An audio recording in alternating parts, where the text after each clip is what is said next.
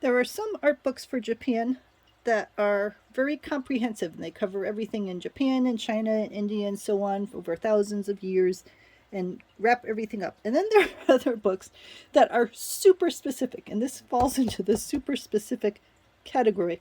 This is Famous Ceramics of Japan, Imari. And as you can see, this is very large format. And it is specifically about this one type of artwork. And I got this from, as you can see, a library that no longer wanted it, which is a shame for the library because this has got really impressive information in it.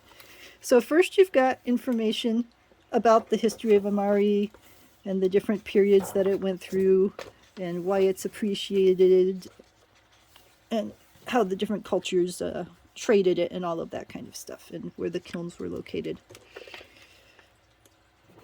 And then we get into, the actual pictures of it. And I really like, look how big these images are. Full color.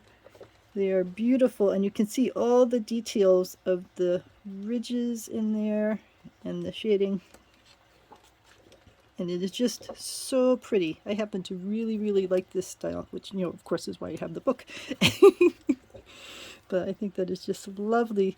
And this is the kind of book where, you could try to look at one of these things on the web and you might get a little picture, and even on a big monitor, you still might not get the kind of detail that you can see in here with a very well taken picture that is on a full piece of paper, professionally printed.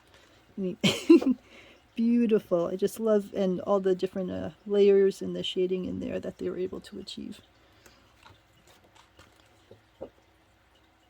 So, it's not like I would read this every day, but I like having it.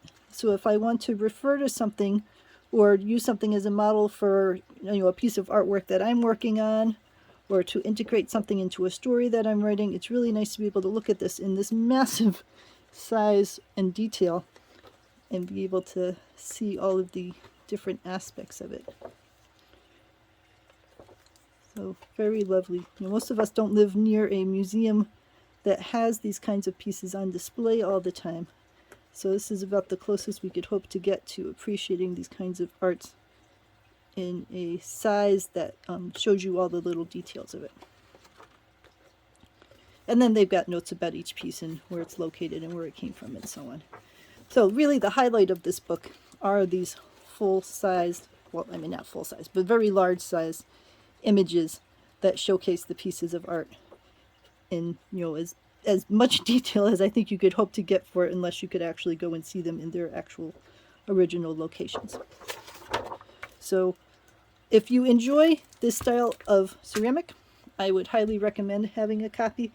It's worth saying, if you're not interested in ceramics of Japan, you're probably not interested in this book. And that's okay. There's plenty of other books out there for you to read. I happen to love the style, and I am very happy that I have this copy.